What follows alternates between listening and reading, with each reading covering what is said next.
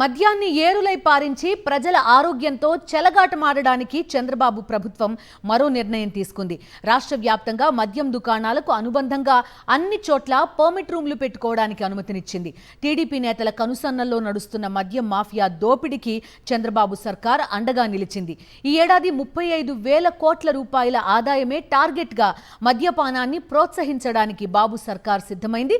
బాబు ప్రభుత్వం విచ్చలవిడి మద్యపాన విధానంపై ప్రముఖ జర్నలిస్ట్ కొమ్మినేని శ్రీనివాసరావు కామెంట్ చూద్దాం.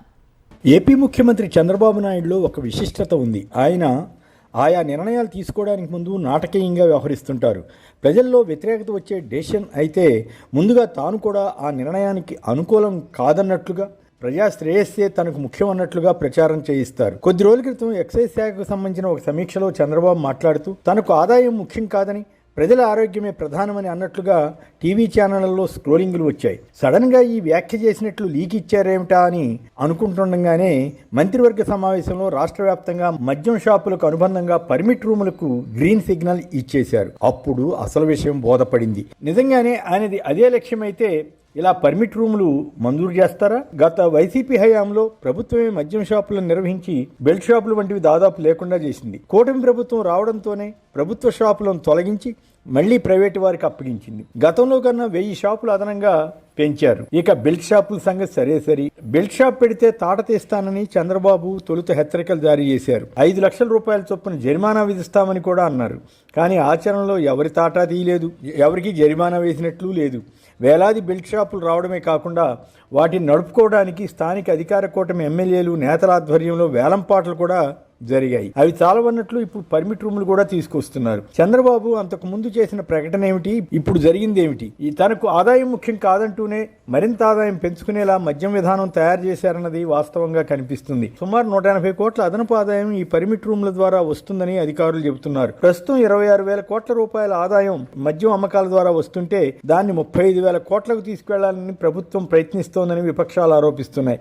ఎంత ఆదాయం పెరుగుతుందన్నది వేరే విషయం. కానీ దీనికి ప్రభుత్వం గానీ వారికి మద్దతిచ్చే ఎల్లో మీడియా గానీ చేసిన వాదన చూడండి. ఒకప్పుడు మద్య నిషేధం కోసం ఉద్యమం చేసిన ఈనాడు దినపత్రిక మద్యం వ్యాపారానికి ఇప్పుడు అండగా ఉన్నట్లుగా కథనాలు ఇస్తుండడం విశేషం. రోడ్లపై మద్యం తాగకుండా పర్మిట్ రూములు తెచ్చారట. బహిరంగ ప్రదేశాల్లో మద్యపానంతో శాంతి భద్రతల సమస్యలు వస్తున్నాయట. ఈ క్రమంలో 2.7 లక్షల కేసులు నమోదయ్యాయట.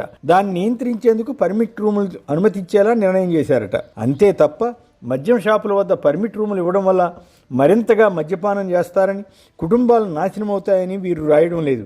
ప్రభుత్వం ఆ దిశగా ఆలోచించడం లేదు.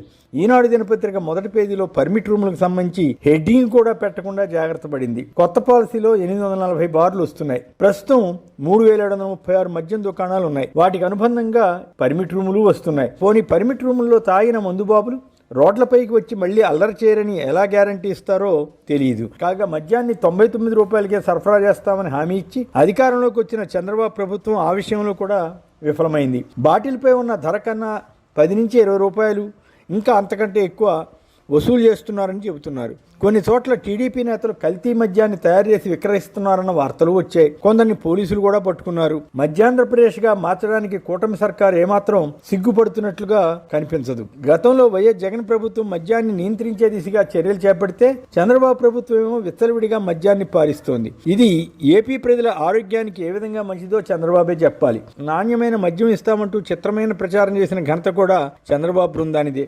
అసలు మద్యం తాగడమే ఆరోగ్యానికి హానికరం అని చెప్పవలసిన నేతలు అలా చేయకపోగా ఇప్పుడేమో ఊరూరికి bar, wine shop, permit room, belt shop అన్న చందంగా వ్యవహరించడం దురదృష్టకరం. మద్యం వల్ల కుటుంబాలు నాశనం అవుతాయి.